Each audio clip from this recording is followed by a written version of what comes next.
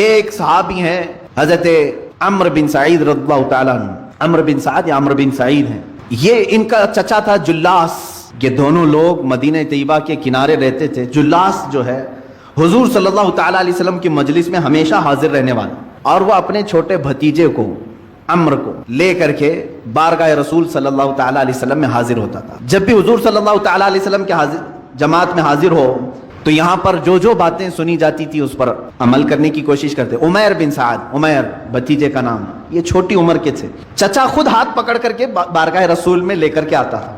ایک دن ایسا ہوا کہ چچا نہیں آیا، جلاس بن سویت یہ نہیں آیا، بھتیجا عمیر بن سعد یہ بارگاہ رسول میں حاضر رہا، اور حضور اکرم صلی اللہ علیہ وسلم نے اس دن ایک بشارت سنائی، اے لوگوں، ان قریب اللہ تعالیٰ قریش پر ہمیں فتح عظیم عطا کرے گا اور ہم خانہ کعبہ شان سے داخل ہوں گے۔ حضور صلی اللہ علیہ وسلم جب یہ بشارت دیے، چھوٹی عمر تھی عمیر بن سعد کی، خوشی سے دوڑتے ہوئے آئے اور اپنے چچا جلاس بن سویت کو آ کر کے کہا، چچا آج معلوم ہے آپ کو آج اللہ کے رسول صلی اللہ علیہ وسلم نے کیا فرمایا؟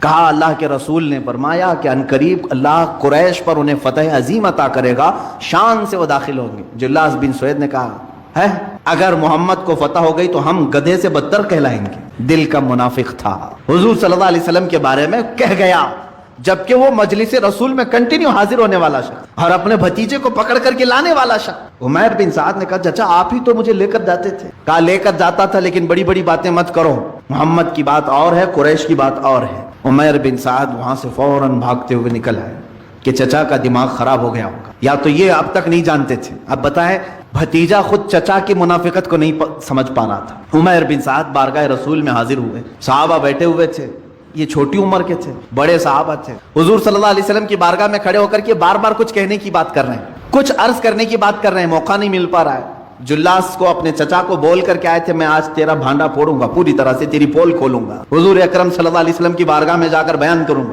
وہ گھبرا بھی گیا لیکن بچہ اب دوڑتے ہوئے آ گیا۔ اب یہاں پر تھوڑی دیر کے بعد بار بار وہ اٹھ رہے ہیں، اپنی گردن اٹھا رہے ہیں، تو حضور نے فرمایا کیا کہنا اٹھو؟